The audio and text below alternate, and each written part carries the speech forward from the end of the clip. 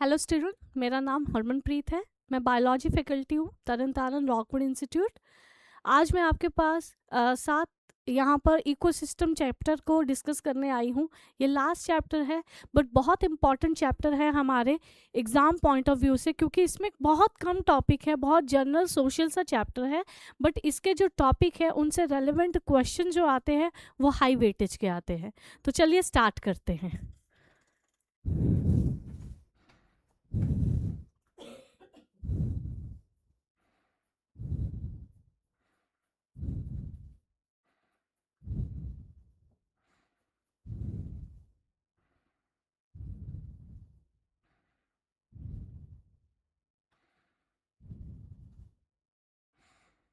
हमारा जो सबसे पहले है, हम इकोसिस्टम के बारे में और उसके कंपोनेंट के बारे में डिस्कशन करेंगे। देखिए, ये चैप्टर बहुत ही सोशल जर्नल है, इजी टू अंडरस्टैंड है और उसी तरह उसके क्वेश्चंस को सॉल्व करना बहुत ही इजी है। तो let's start with the chapter.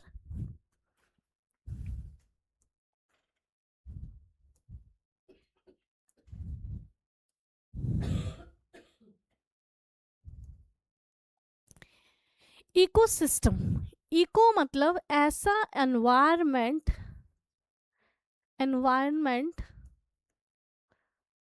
Around us और उससे बनने वाला सिस्टम, ऐसा सिस्टम जिसमें पूरा एनवायरनमेंट और उसके साथ होने वाली इंटरेक्शंस आती हैं। इंटरेक्शंस कैसी हैं अभी हम बात करते हैं।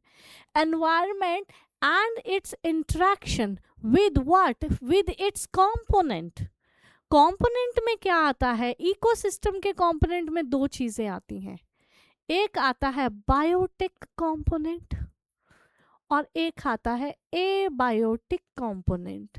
जो मैंने आपको हाउ डू ऑर्गेनिज्म रिप्रोड्यूस की चैप्टर बताया था, तो मैंने ये समझाया था कि अगर बायोलॉजी के किसी वर्ड के आगे ए या एन आ जाए तो उसका मतलब होता है विदाउट दैट। बायोटिक मतलब ऐसा कंपोनेंट जिसमें लिविंग ऑर्गेनिजम्स आते हैं, जिसमें plant, bacteria, organisms, high organisms, elephant वगैरह आए। तो किसी भी एनवायरनमेंट का, एरिया का या इकोसिस्टम का कोई भी लिविंग कंपोनेंट जो होगा उन्हें कहेंगे बायोटिक कंपोनेंट। और उसी के साथ उसी एनवायरनमेंट का नॉन लिविंग कंपोनेंट होगा, उसे कहेंगे एबायोटिक कंपोनेंट। तो कोई भी इकोसिस्टम जब बनता है तो वो बनता है बायोटिक प्लस एबायोटिक कंपोनेंट की वजह से। और इसमें भी बायोटिक और एबायोटिक की इंटरेक्शन की वजह से बनता है। सो ecosystem is the interaction between biotic and abiotic component of an area. For example, एक फॉरेस्ट है, ये फॉरेस्ट एक हमारा इकोसिस्टम है। इस फॉरेस्ट में बायोटिक कंपोनेंट हमारे होंगे एनिमल्स एंड प्लांट्स,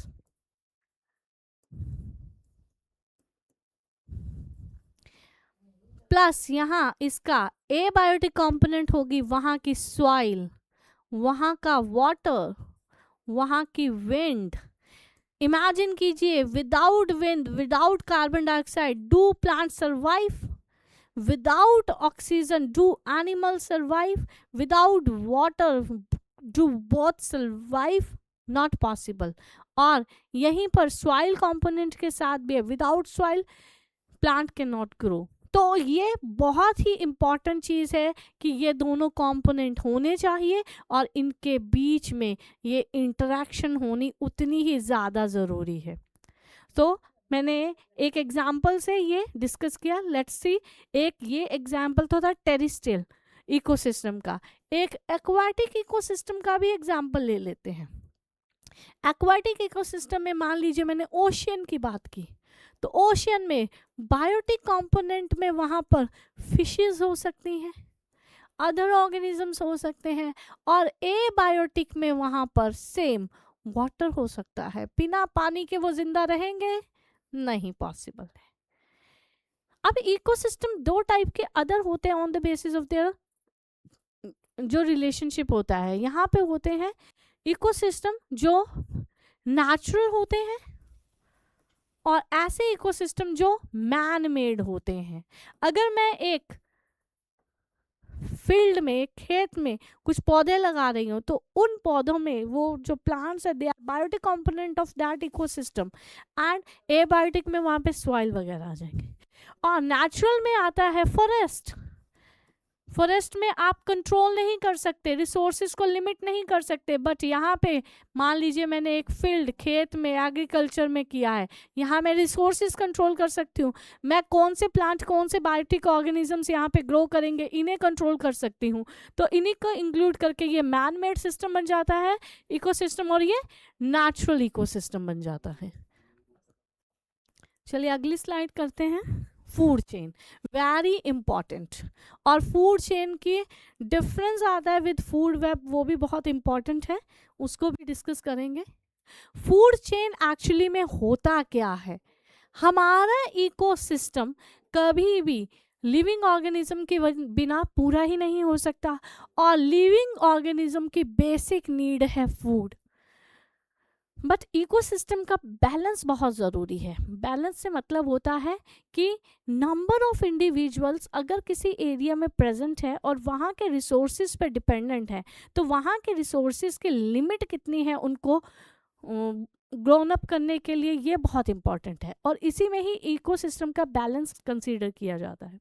तो इकोसिस्टम को बैलेंस करने के लिए फूड चेन का बैलेंस होना, या किसी एक स्पीसीज के इंडिविजुअल्स का बैलेंस होना बहुत ज़रूरी है। नंबर का बैलेंस क्यों? मान लीजिएगा एक एरिया है जहाँ घास बहुत ज़्यादा है, वहाँ पर डियर बहुत ज़्यादा हो गए, अच्छे से घास हुई, अच्छे से ग्रोथ की, रिप्रोडक्शन की, डियर बहुत ज़्यादा हो गए। बट एक टाइम आया घास का अमाउंट कम हो गया, डियर का अमाउंट ज़्यादा हो गया। रिजल्टेंट में क्या हुआ?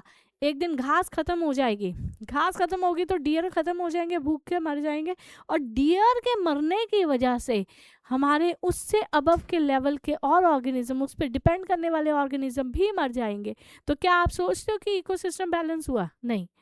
इम्बैलेंस होने की वजह से, नॉट इवन ग्रास के इम्बैलेंस होने की वजह से सिर्फ ग्रास पे इफेक्ट पड़ा, बल्कि इंटरडिपेंडेंसी, इंटरैक्शंस की वजह से यहाँ पर जो और डिपेंडेंट ऑर्गेनिजम्स थे उनके नंबर में भी, काउंट में भी रिडक्शन आई। रिजल्टेंट में बहुत ज़्यादा प्रॉब्लम होती है, इम्बैलेंस होता है, स्ट्रेस होता है उस इकोसिस्टम में, और इकोसिस्टम ख़त्म हो जाता है। तो बैलेंसिंग बहुत ज़रूरी है। फूड चेन क्या करती है? Food chain is series of distribution of food, और फूड को यहाँ पे अगर मैं लिखूं तो टर्म ऑफ एनर्जी गलत नहीं होगा, एनर्जी अमंग इंडिविजुअल्स, किसी भी इंडिविजुअल्स के बीच में, अलग अलग स्पीसीज के बीच में series of distribution of energy is called food chain. But ये हमेशा यूनी डायरेक्शनल होगी, बहुत इंपॉर्टेंट चीज़ है, इसका यूनी डायरेक्शन होना बहुत ज़रूरी है। क्यों? ऑब्वियस सी बात है। एग्जाम्पल लेते हैं, ग्रास को ग्रास होपर ने खा लिया, ग्रास होपर, और ग्रास होपर को फ्रॉग ने खाया, फ्रॉग को स्नेक ने खाया, और स्नेक को ईगल ने खा लिया। अब पहले तो बैलेंस ऑफ इकोसिस्टम की बात कर लेते हैं। ग्रास खत्म होगी तो ग्रास होपर एक दिन खत्म हो जाएंगे, ग्रास होपर खत्म हो तो फ्रॉग को खाने के लिए जो खाना है वो कम पड़ जाएगा, मे बी फ्रॉग भी कम हो जाए, आगे कम हो जाए, और देखिए एक के खत्म होने से पूरी चेन खत्म हो गई। अब देखिए एनर्जी का फ्लो इस तरह चल रहा है, ग्रास से ग्रास होपर, ग्रास होपर ने घास खा ली तो क्या एनर्जी घास से ग्रास होपर में गई ना। अगर आप इस साइन को, जो बच्चे मोस्टली गलती करते हैं, वो लिखते हुए यहाँ पर ये वाला साइन लगाते हैं, अरे ये बिल्कुल गलत है। क्यों? ग्रास होपर थोड़ी घास होपर ने घास खाई, पर एनर्जी का फ्लो तो आप ऐसे लिखोगे ना, एनर्जी ऐसे फ्लो की है, ग्रास से ग्रास ओपर में एनर्जी गई, ग्रास ओपर से फ्रॉग में एनर्जी गई, फ्रॉग से स्नेक में गई, स्नेक से ईगल में गई, और यही डिस्ट्रीब्यूशन ही मेन है, सही है। अगर आप कभी ऐसे लगा दो कि हाँ इसने इसको खाया, अब हम खाने का तरीका नहीं बता रहे हैं, हम फूड में एनर्जी के डिस्ट्रीब्यूशन का तरीका बता रहे हैं, इसलिए एरो हमेशा वन डायरेक्शन होना चाहिए और हमेशा लोअर से हायर की तरफ होना चाहिए। लोअर हायर से मतलब क्या है, जो जिसको खा रहा है वो अपने से छोटे को ही खाएगा, बड़े को तो नहीं खाएगा, ठीक है। सो ये था हमारा फूड चेन डिस्ट्रीब्यूशन। अब आगे पढ़ते हैं हम फूड वेब।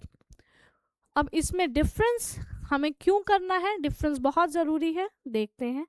मैं आपको फूड वेब पढ़ाते हुए डिफरेंस भी करवा देती हूँ।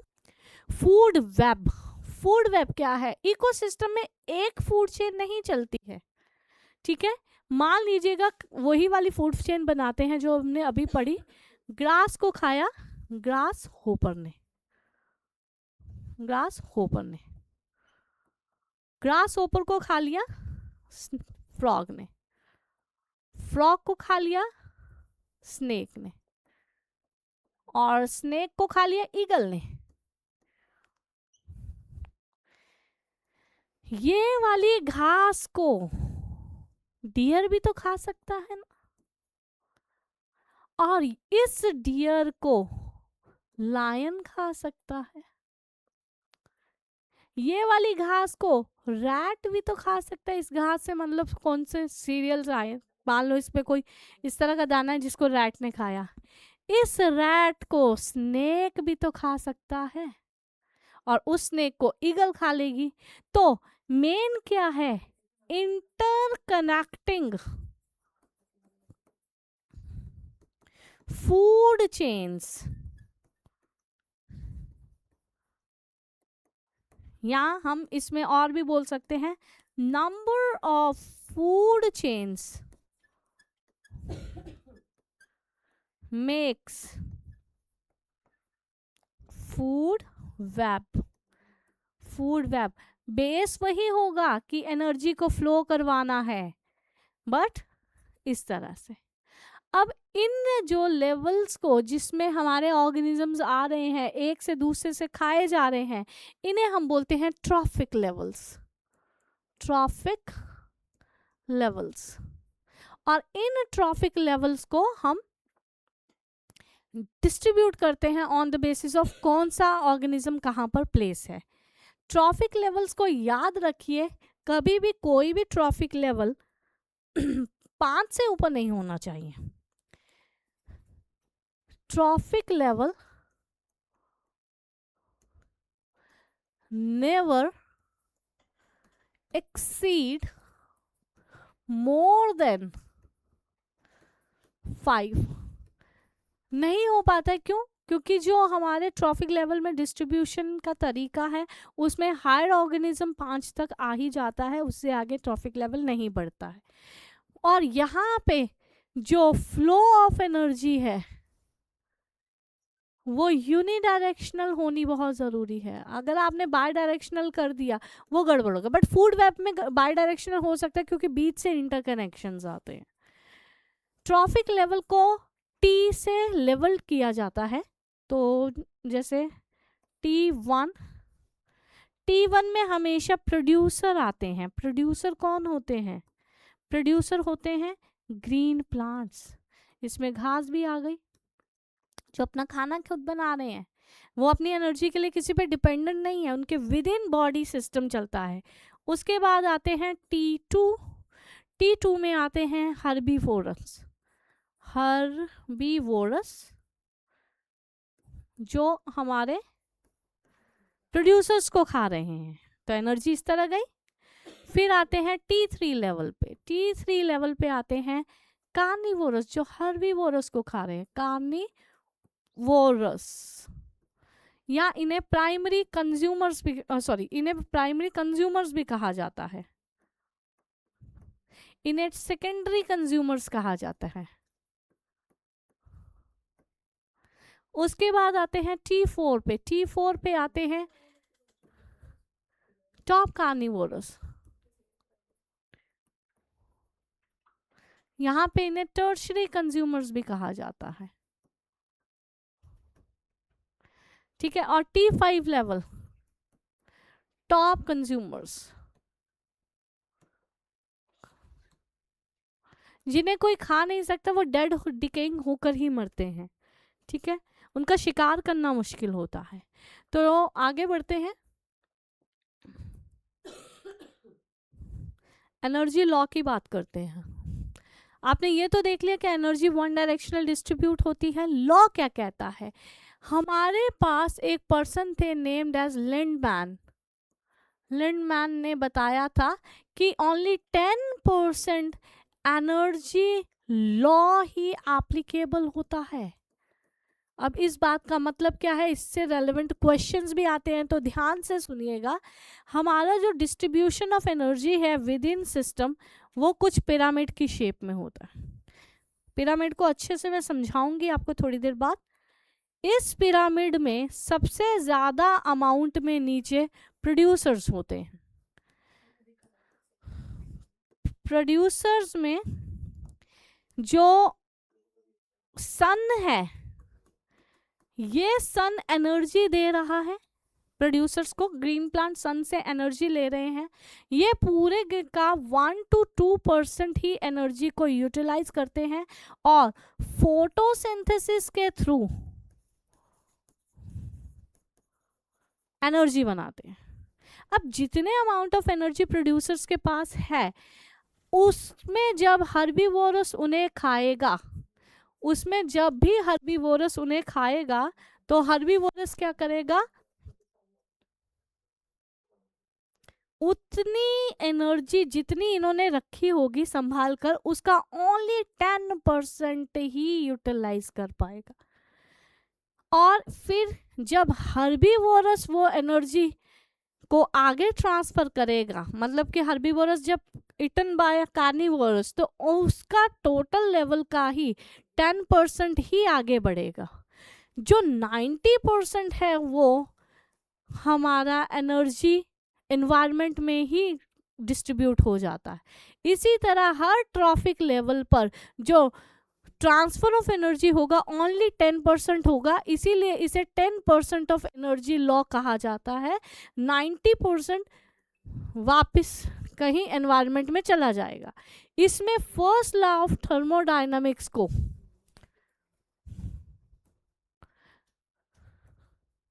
इंक्लूड किया जाता है, जो ये कहता है energy neither be created and nor be destroyed, it transfer from one level to another level. Is it transferring? Yes it is, but 10%, ये ध्यान रखिए। अब इस पे क्वेश्चन कैसा आता है, इसमें क्वेश्चन आता है कि मान लीजिए प्रोड्यूसर के लेवल पर एनर्जी 10,000 किलो जूल थी, 1 लाख किलो जूल थी, तो सेकेंडरी कंज्यूमर के लेवल पे ये एनर्जी कितने लेवल पे आएगी? तो देखिए प्रोड्यूसर पे थी 10,000, सॉरी 1 लाख। तो अगर मुझे प्राइमरी पे करना है, प्रोड्यूसर से प्राइमरी कंज्यूमर आता है हर्बीवोरस, तो ये इसका 10% हो गया, तो कितनी रह गई? 10,000 किलो जूल। उसके बाद सेकेंडरी की जो मुझसे मेनली पूछी गई है, उसके लिए मैं इसी 10,000, देखिए यहाँ पर मैंने 1 लाख किया है किलो जूल, यहाँ पे वही 10% में 10,000 आ गया है। अब इसी 10,000 का हाफ करेंगे हम, इधर का नहीं करेंगे 10%, क्यों? इसका 10% ही डिस्ट्रीब्यूट हो रहा है। तो 10,000 डिवाइडेड बाय 10, तो कट हो गया, कितना हो गया? 1000 किलो जूल। कितना आ गया? 1000 किलो जूल। और हमसे यही पूछा गया है। कितना इजी है ये, बस आपको क्या करना होगा, आपको बड़े आराम से क्वेश्चन को पढ़ना होगा, समझना होगा, और आंसर कुछ भी नहीं है, बस 10% लॉस में एप्लीकेबल कर दीजिए, आपका आंसर आराम से आ जाएगा। Don't panic please. इसके बाद आगे बढ़ते हैं, इकोलॉजिकल पिरामिड की बात करते हैं। इकोलॉजिकल पिरामिड में मेनली, अभी मैंने आपको पिरामिड बनाया भी, इकोलॉजिकल पिरामिड मोस्टली अपराइट रहते हैं, सीधे रहते हैं। इकोलॉजिकल पिरामिड में सबसे बेस लेवल में प्रोड्यूसर्स होते हैं। प्रोड्यूसर्स का, ये एक बैलेंस इकोसिस्टम की बात हो रही है, प्रोड्यूसर्स का यहाँ पर नंबर होना और उनमें लेवल ऑफ एनर्जी का होना जरूरी है ज्यादा। किनसे ज्यादा? हर्बीवोरस से। अगर वो उनसे ज्यादा हुए तभी उनको भर पाएंगे। हर्बीवोरस कंपैरिजन में प्रोड्यूसर कम होते हैं, पर वो अदर ऑर्गेनिज्म से ज्यादा होंगे।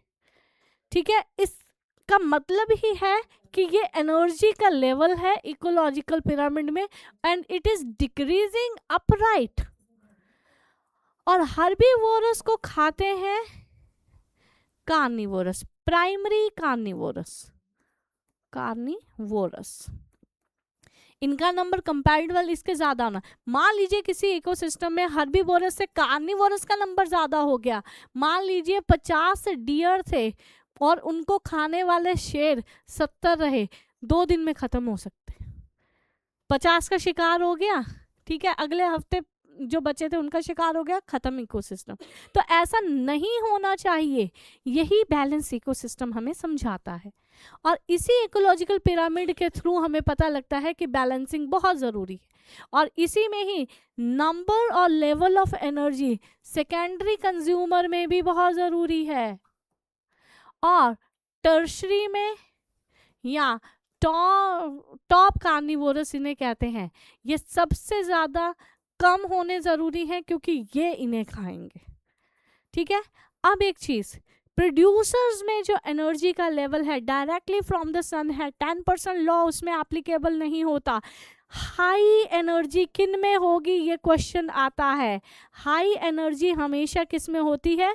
प्लांट्स में। और उससे ज़्यादा कम एनर्जी होती है हर्बीवोरस में, लेस देन प्लांट होती है।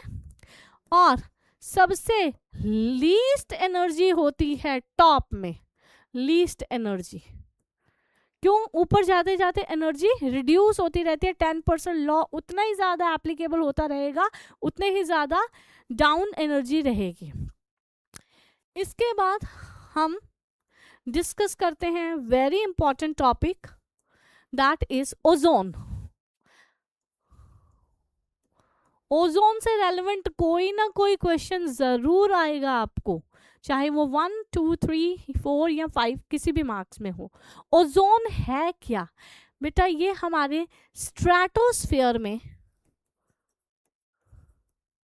रहने वाली एक लेयर है।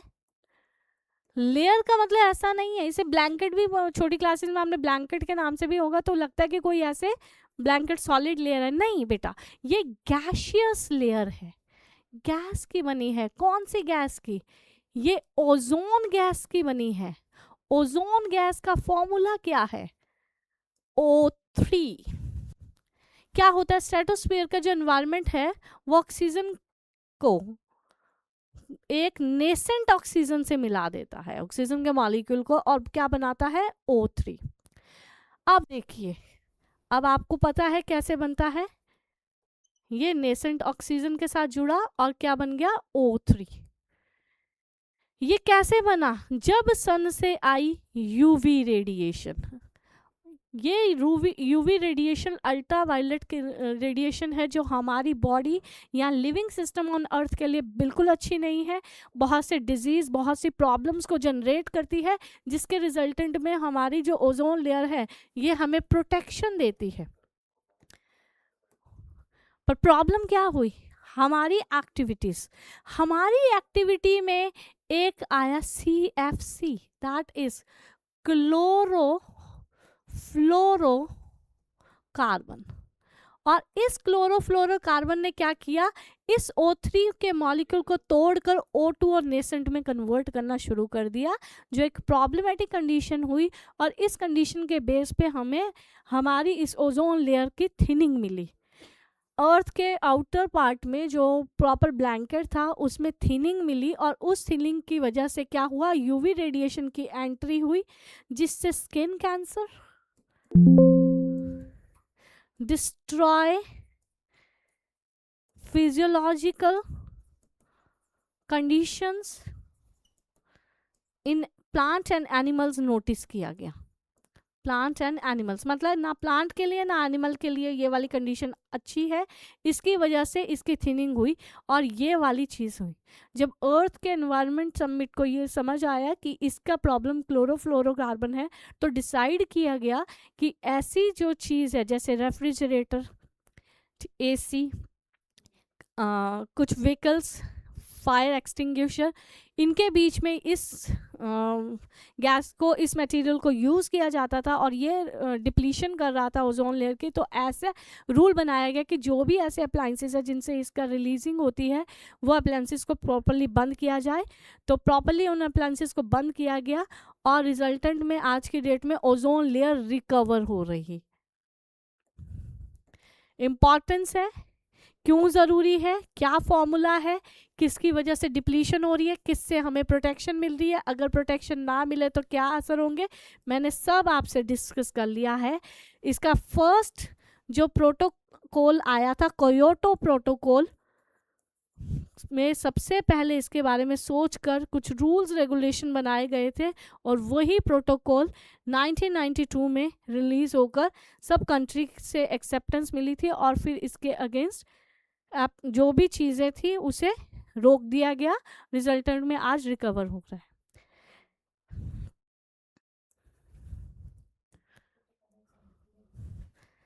ये था हमारा पूरा सिलेबस। हम पूरा सब भी चैप्टर को डिटेल में डिस्कस कर चुके हैं, सब इम्पॉर्टेंट टॉपिक से गो थ्रू हो चुके हैं।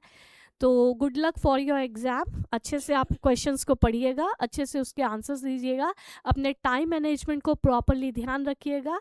Good luck, thank you.